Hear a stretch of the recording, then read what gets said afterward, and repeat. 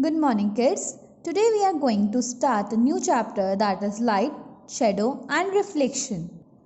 First of all, you should know what is light. Light is basically a form of energy. Light is a thing which makes the things visible around us. So, light is basically a form of energy which makes the thing visible to us. Any object that gives us the light is known as the source of light. So depending upon which type of object give us light and which not, we are having two type of objects. One is the luminous and another is the non-luminous. Luminous objects are those which gives the light. That's why they are considered as the source of light. Example is the sun, the tube light, the candle, the bulb, etc. Luminous objects are of two types. One is the natural, which is made by the nature, and another is the man-made, which is artificially made by the men. And the non-luminous objects are those which do not give us light and thus known as non-luminous object. Next is the transparent, translucent and opaque. Three types of material are there depending upon how much amount of light they can pass through them. Transparent material are those material which passes all the light to pass through them, even you can see clearly through them, are known as the transparent material. Example is the clear glass, clear air, clear water and some kind of plastic and cellophane paper. Next is the material that allows some light to pass through them, but they scatter or diffuse some amount of light, that are known as translucent material. That's why through this we cannot see clearly. For example, the butter paper, the frost paper, the paper which is smudged with the oil, even in the smoked glass you can see in this figure. Next is the material that completely blocks the light, which do not allow any light to pass through it, is known as an opaque material. We cannot see through this material. Example can be metal, mud, cement, coal, wood, etc. Scattering means when a beam of light is incident on a material, comes to a material, and rays get deflected in many other directions rather than in a particular pattern, that is known as scattering of light. Next is the propagation of light. Usually the light travel in a straight line. This is the principle which is followed by the light, that it always travel in a straight line, and this movement of the light in a straight line is also known as the rectilinear propagation of light. Rectilinear means moving in a straight line and propagation means moving from one place to another in a form of a wave.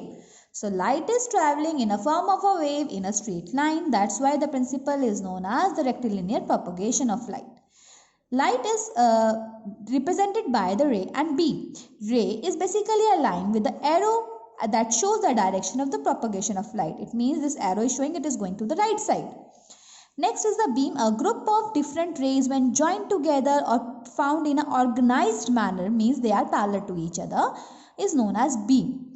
This property of light traveling in a straight line shows you many interesting phenomena, that is the formation of shadow by an opaque object, the formation of images in a pinhole camera.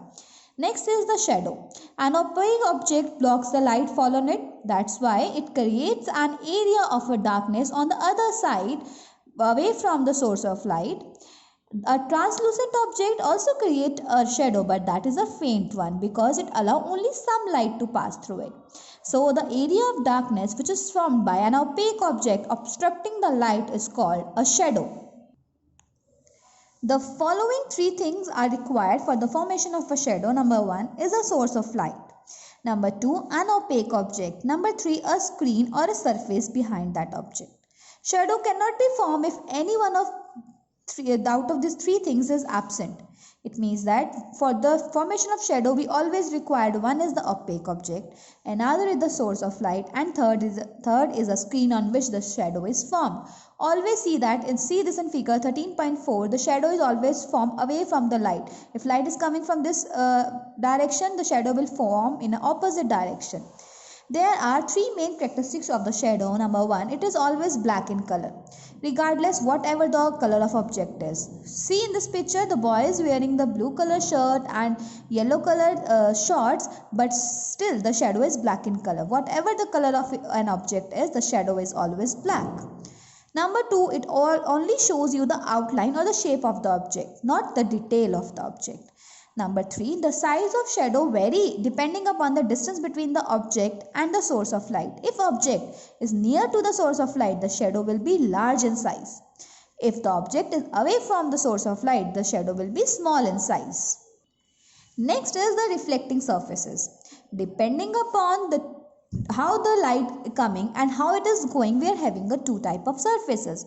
One is the irregular surface and one is the regular surface. Irregular one is also known as the diffuse reflection. The rays which is coming is known as the incident rays. When it strike to the reflecting surface and it moves into the different manner, into the different direction, then it rays is known as the reflected rays.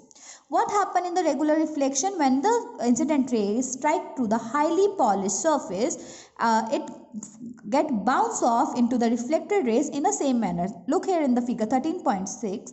The pattern of the incident ray and the reflected ray is same. This happens only in the regular reflection or the smooth reflection. But what happen in the irregular and diffused one? The pattern which is followed by the incident ray get disturbed when it forms the reflected ray, because there are lot of ridges and bumps on the surface of an object.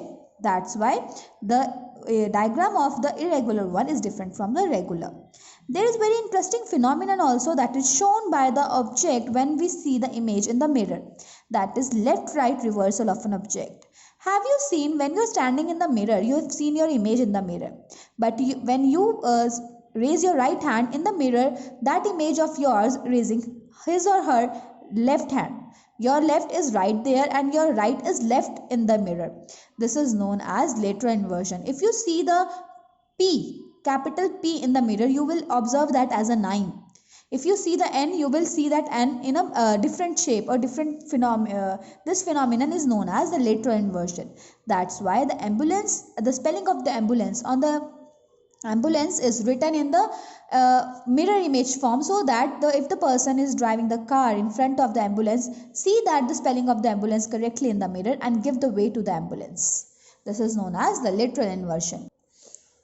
Next is the difference between image and shadow. Image always has a color of object. Whatever the color of object is, the image is colorful. Shadow is always black in the color, regardless whatever the object's color is. Next is image give you the detail as well as outline of that object, but shadow gives only the outline of the object. Images undergo the lateral inversion, whereas shadow do not undergo the lateral inversion.